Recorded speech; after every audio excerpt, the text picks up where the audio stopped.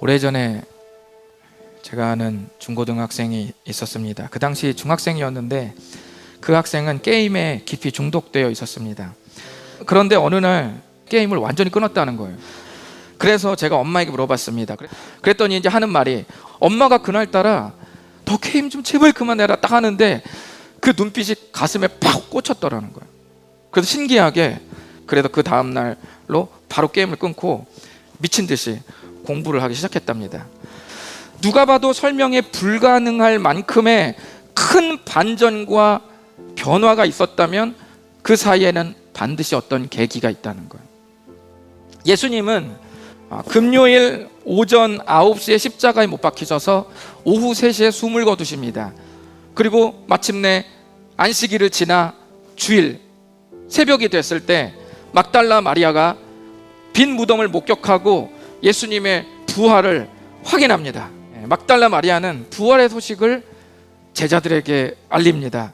그런데 이 만남에 모이지 못한 제자 한 명이 있는데 그 사람의 이름은 도마였습니다. 그랬더니 다른 제자들이 흥분해서 도마를 만나 막 말합니다. 도마, 우리가 예수님을 봤어. 하지만 그 도마는 직접 못자국을 보고 손가락을 그 못자국에 넣어보고 자신의 손을 옆구리에 넣어 확인하지 않고는 믿지 못하겠다고 말한 거예요. 많은 학자들은 도마가 충성스러운 사람이고 잘 모르는 것이 있으면 부끄럼 없이 적극적으로 질문하던 제자였다고 말합니다.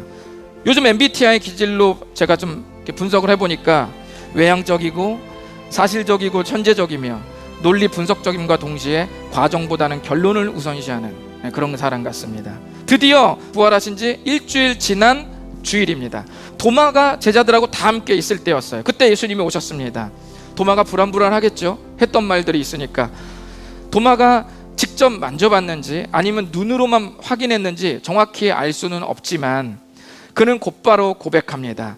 나의 주님이시요 나의 하나님이시니이다. 도마는 단순히 의심하던 것이 해소되고 그것을 받아들인 것뿐만 아니라 부활이 씨앗이 되어서 그 씨앗으로 다른 모든 진리들이 모여버린 거예요. 도마는 분명 본 다음에 본 것들이 씨앗이 되어서 본 것을 포함한 전체를 믿게 됐습니다. 그런데 예수님께서 말씀하시기를 전혀 보지 않고 믿는 자들도 생길 것이라는 거예요. 그리고 실제로 예수님께서 죽으시고 부활하셔서 하늘로 승천하신 후에 수많은 사람들이 예수님의 못자국과 창자국을 확인하지 않고도 믿었습니다. 오늘 예배를 드리는 우리들도 그렇습니다. 일반 역사에서도 베드로와 사도 바울의 선교 활동은 모두가 인정하고 있는 것이다. 그 외에도 몇 가지 말씀드리면 예수님께서 실존 인물이었다는 것, 십자가형으로 처형당해서 죽으셨다는 것, 그분의 무덤이 알 수 없는 이유로 비어 있었다는 것, 이런 것들은 부인할 수 없는 사실입니다. 우리는 제가 서두에 말씀드렸던 말을 다시 한번 생각해 봐야 됩니다. 그건 뭐냐면 누가 봐도 설명이 불가능할 만큼의 큰 반전이 있다면 그 사이에는 어떤 계기가 있다. 이것을 생각하는 게 지극히 상식적입니다. 그런데 놀라운 건 뭐냐면 역사의 기록은 가롯 유다와 사도 요한을 제외한 모든 제자들이 새로 뽑힌 마띠아까지 순교했다는 기록이 또 있습니다.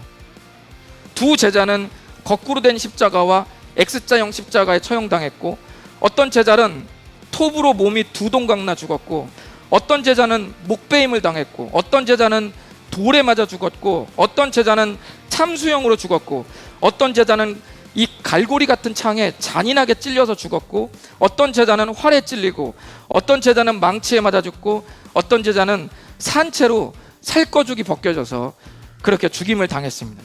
우리는 역사에 기록된 전혀 다른 두 기록을 가지고 있습니다. 예수님을 버린 제자들의 역사 기록이 있고 예수님을 위해 순교한 제자들의 역사 기록이 둘 다 공존하고 있습니다. 우리는 이 둘 사이에 어떠한 계기가 있었는지를 생각해 볼 수밖에 없다는 것이죠. 그러나 지금 상식적인 사람이라면 한 번쯤 깊이 생각해 봐야 됩니다. 둘 사이의 계기가 뭘까? 성경은 그 이유를 명확하게 말합니다. 그가 살아나셨다. 여기 계시지 아니하다. 예수님이 다시 살아나셨습니다. 그랬기에 사도들이 주를 부인하지 않은 이유가 바로 그것 때문입니다. 성경에 믿음은 바라는 것들의 실상이라고 했습니다.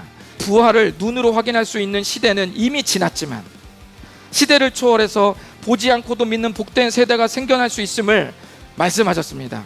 앞으로의 우리의 신앙이 증거 확인 후 인정이라는 자세에서 먼저 신뢰하고 그분을 경험하는 역발상의 삶으로 헌신해 볼 것을 여러분에게 제안드립니다.